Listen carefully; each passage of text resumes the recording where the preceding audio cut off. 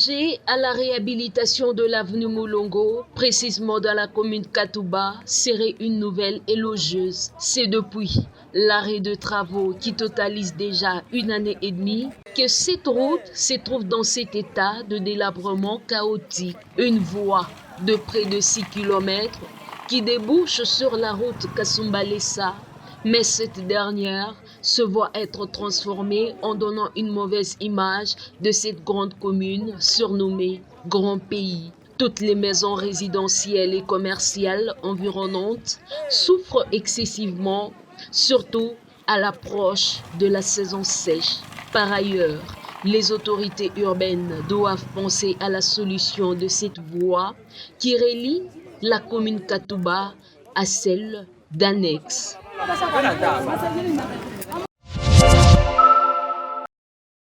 Quartier Gambela 2, dans la ville de Lubumbashi, fait l'exception sur le plan des infrastructures routières. Il s'agit des avenues Luena, du Congo et circulaires qui sont dans un état très délabré. Depuis que ce quartier existe, ces artères n'ont jamais connu d'asphalte. Des érosions, des flaques d'eau, des boues, des herbes, des immondices et même de ravins couvrent ces avenues d'intérêt commun. Ne sachant pas à quel sens se vouer, la population de ce coin, évitant notre caméra, lance son cri d'alarme devant notre micro.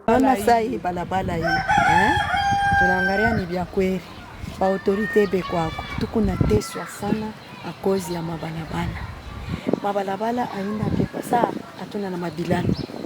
Kama tunaangalia hii balabala hii sisi kutoka tu pale hapana kilalo tubebe kinkonja jo na parlons même pas tiba huku yule tuko na makanisa huku papa tuko nafanya hivi ni kutupa pa kusema utambuke ifale uvule bila to ufanye ma gymnastique mais aussi longtemps que ba député ba toto beko na kufia mo beko na potea donc kama toto beko ngambo kule vule kipike ifale mwe ba mama mutoke mwenye mkae. Les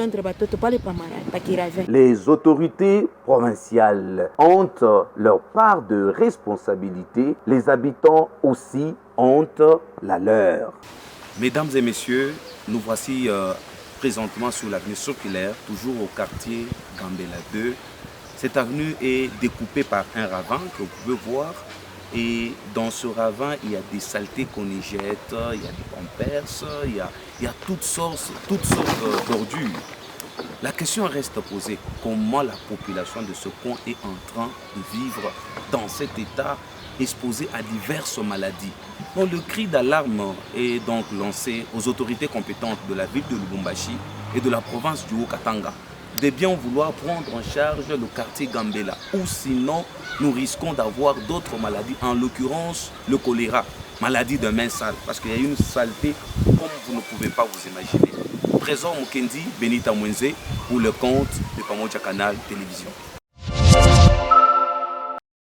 La ville de Lubumbashi fait face une fois encore à la gestion des immondices. Ici, nous sommes dans la commune mère où le constat est amer. Quelques semaines après les opérations d'entretien, plusieurs arrêts de bus se transforment en dépotoirs publics, tels que les arrêts Kipushi, Jekamine et Kasumbalesa sur Mamaemo. Deux bouteilles en plastique jetées ça et là rendent impropre la ville.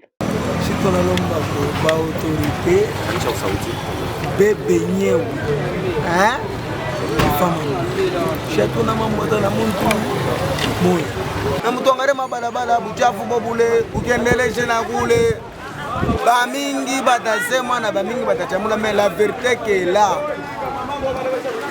gouverneur angare mambo chatuna na mambo la président atuna mambo la président wetu. Pour lutter contre cette insalubrité qui gagne le centre-ville, la population est conscientisée à respecter les notions d'hygiène.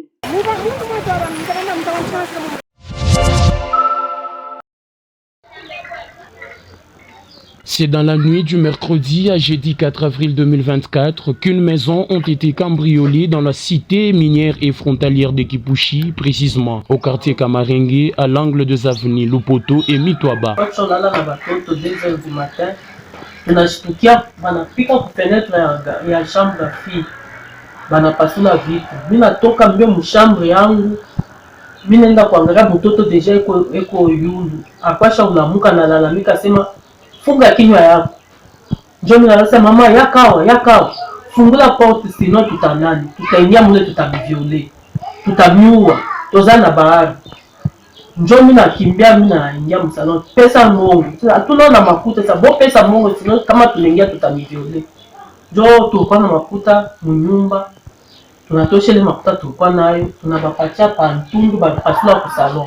Asa mfungule bulango. Bo pesa boomer, bo pesa television, bo pesa PC. Sa tuna na PC papa. Njoo banabeba television ya 43 pouces, banabeba na boomer, banabeba na ma téléphone. Selon les habitants de ces quartiers, le vitre cassé et plusieurs biens matériels ont été emportés par ces malfrats non autrement identifiés. La police a chiqué vile bena tu menacé baningia munu. Anaita la police, anabapatia adresse. Police haikufiki. Jusqu'à 5 heures tunatoka nje. Basha kuenda bakaba bacha mfungia, banatufungia na shi. Service ya neri tusaidie. Njoo nje kuna leta ko sécurité mkipushi. Babambeko bamwiji bale.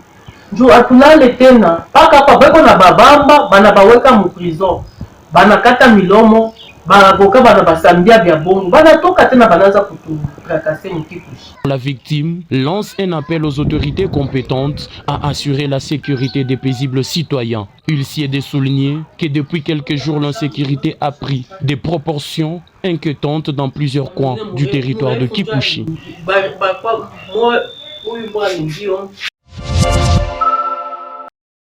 Lubumbashi étant une ville aux bonnes mœurs, basée sur les us et coutumes, c'est avec un constat amer que les pratiques de l'homosexualité sont en train de prendre de l'ampleur. Voulant importer la culture occidentale, la jeunesse loutoise de 25 à 30 ans est aujourd'hui plongée de plein pied dans cette affaire.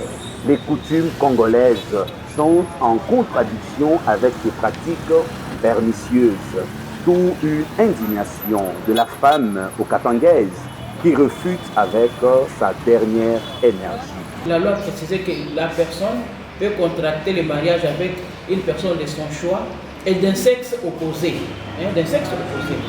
Mais quand nous constatons que la Constitution n'est pas respectée, les gens, les Congolais préfèrent aller au-delà, donc il y a légèreté. On n'a pas respecté la loi suprême. Il est vrai que nos jeunes gens adoptent les attitudes qui viennent d'ailleurs. Je travaille dans la lutte contre les VIH-Sida. Quand nous faisons parfois les rencontres, les dialogues avec ces gens-là, vous allez constater que ce sont les jeunes de 25 à 30 ans qui sont homosexuels. 40 ans, 50 ans avant ici, est-ce que la population congolaise sera peuplée? Non. Donc ce sont les antivaleurs qu'on a approchés petit à petit parce qu'il y a eu légèreté, les institutions ne sont pas respectées, même les animateurs des institutions ne respectent pas eux-mêmes les institutions. Comment est-ce que vous pouvez accepter que les jeunes de cet âge, de cette tranche d'âge-là, contractent les mariages homosexuels? Nous sommes allés au-delà. Moïse Kitenge, journaliste chroniqueur à Nyota Radio et Télévision, en sa qualité d'éducateur de masse, de courage, les jeunes emportés par ce phénomène. Et aujourd'hui, par rapport à cette envie, le vouloir gagner sans effort, les gens acceptent tout ça. C'est loin vraiment d'être africain et d'être même humain. D'ailleurs, je ne parle même pas comme africain, je parle comme un humain. C'est vraiment déplorable de voir que certaines personnes se comportent ainsi. C'est vraiment à l'encontre d'abord de la nature elle-même et à l'encontre même de Dieu lui-même, le Créateur. La sacro-sainteté de nos valeurs sont notre force depuis nos ancêtres.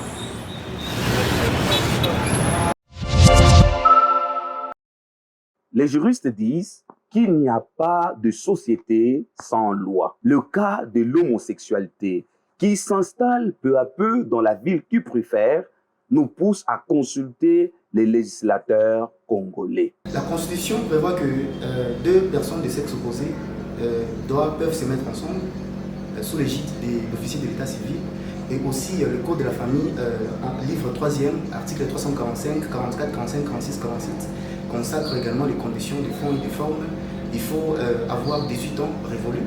Et il faut qu'il y ait un consentement entre le conjoint et la conjointe afin que le mariage soit formé du point de vue légal. Les lois du pays permettent-elles ces pratiques qui vont à l'encontre de valeurs africaines? Maître Christian Kalambay, avocat près la cour d'appel de Lubumbashi, intervenant devant notre caméra, soutient que, d'une part, la loi est silencieuse à ces sujets et d'autre part, le code de la famille reconnaît le mariage entre deux personnes de sexe opposé. Le code pénal congolais ne dispose pas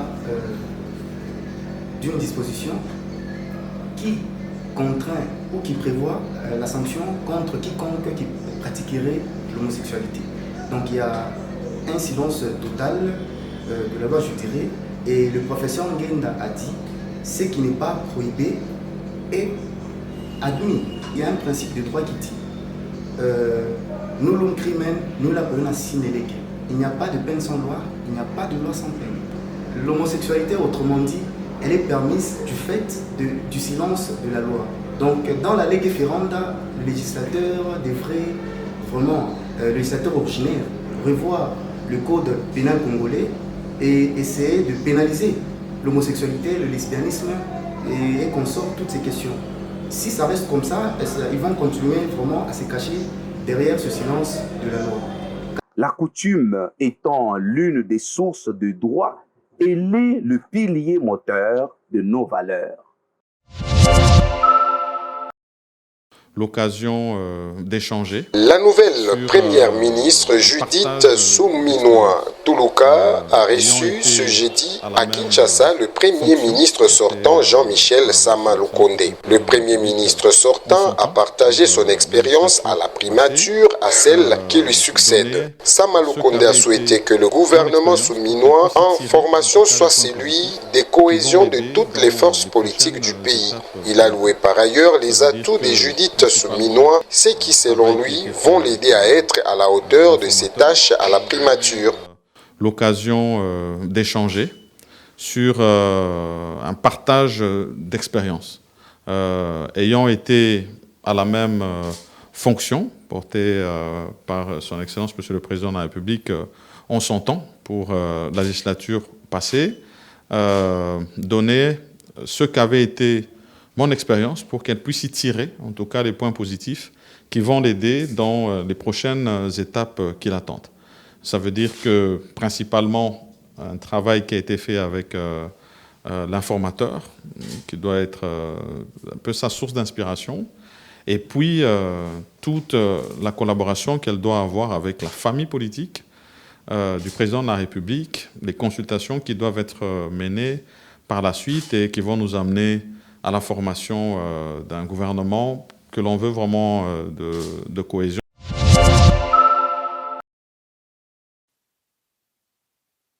Dans une des salles de l'hôtel du fleuve Congo bien remplie, les mandataires des différentes entreprises publiques ont répondu présents à l'invitation de la Cour des comptes ce 4 avril 2024 à Kinshasa.